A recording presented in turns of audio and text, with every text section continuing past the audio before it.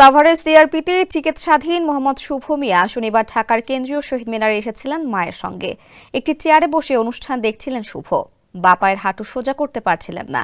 নার্ভের সমস্যার কারণে গোড়ালিও কাজ করে না তার। চেয়ারে বসে থাকতে প্রচন্ড কষ্ট হচ্ছিল শুভর। শনিবার শহীদ মিনারে সন্তান ও অভিভাবক ফোরামের আয়োজনে জুলাই বিপ্লবে নিহত শহীদ পরিবার ও আহত ছাত্র জনতার দীর্ঘমেয়াদী পুনর্বাসন নিশ্চিতকরণের লক্ষ্যে সন্তান ও অভিভাবক সম্মেলন হয়। এ সময় অংশ নিতে এসেছিলেন শুভ মিয়া সহ আহত অনেকেই। কিশোরগঞ্জের পাকুন্দিয়া সরকারি কলেজের এইচএসসি দ্বিতীয় বর্ষের শিক্ষার্থী শুভ গত ৪ আগস্ট দুপুর ১২টার দিকে পাকুন্দিয়ায় মিছিলে গিয়ে বাঁ পায়ে হাঁটুর পেছনে গুলি লাগে তার। শহীদ মিনারে এসেছিলেন ২৪ শহীদ গোলাম নাফিসের বাবা গোলাম রহমানও। তিনি বলেন, বৈষম্য বিরোধী ছাত্র আন্দোলনে আমার সন্তানকে হারালেও যারা আহত হয়েছে, জুলাই স্মৃতি ফাউন্ডেশন তাদের সেবা দিতে প্রস্তুত। Double million offer Walton fridge কিনে পেতে পারেন ২০ লক্ষ টাকা, রয়েছে কোটি কোটি টাকার নিশ্চিত উপহার। কিভাবে তাদের চিকিৎসা সেবা দেওয়া যায় সেটা আমাদের ভাবতে হবে। অনুষ্ঠানে উপদেষ্টা শারমিন মুর্শিদ আহতদের উদ্দেশ্যে বলেন, জুলাই বিপ্লবে অংশ নিয়ে যারা শহীদ হয়েছেন তারা তাদের জীবনের সর্বোচ্চ ত্যাগ স্বীকার করেছেন। যারা আহত হয়েছেন তাদের চিকিৎসা পুনর্বাসনে আমাদের দায়িত্ব সীমাহীন।